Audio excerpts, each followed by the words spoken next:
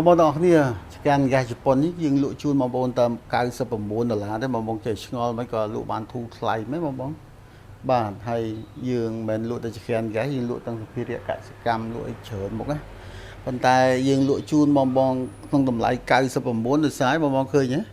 ហើយយើងទិញចូលមកច្រើនយើងចំណេញតិចទៅដោយសារសេដ្ឋកិច្ចរបស់យើងកំពុងតែលំបាក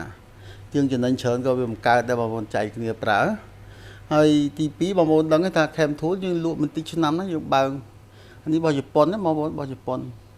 ហើយបងប្អូនតែមួយចំនួនធំទៀតក៏អត់តបទិញក៏អត់ដឹងពីគុណភាព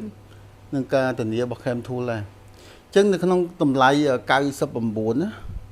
បាទបងប្អូនឃើញចូលច្រើនណាស្តុកបាទអញ្ចឹងយើងធានាជូនបងប្អូនគឺទី1ទៅលើកញ្ចក់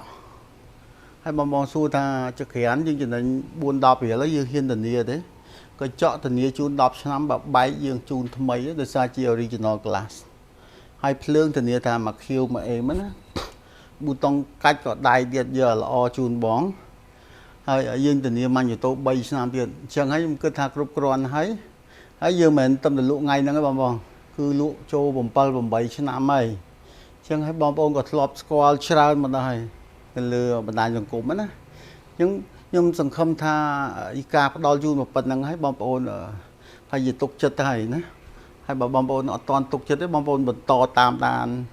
เพจយើងបន្តទៀតទៅទុកចិត្តពេលណាយើងអាចទិញបន្ថែមពេលហ្នឹងទៅបាទថាយើងនៅលក់ចក្រានអគ្គិសនីអីច្រើនទៀតណាបងប្អូនហើយយើងរំពឹងគិតថាបើបងប្អូនទិញក្នុងតម្លៃធូរថ្ងៃក្រោយបងប្អូនអាចទិញ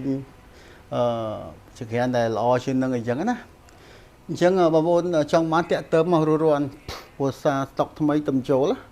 បាទអានេះ99នេះគេលក់ថ្លៃដែរបង130 140យើងដាក់ជូន99បាទចែកគ្នាប្រើអរគុណច្រើនអរគុណបង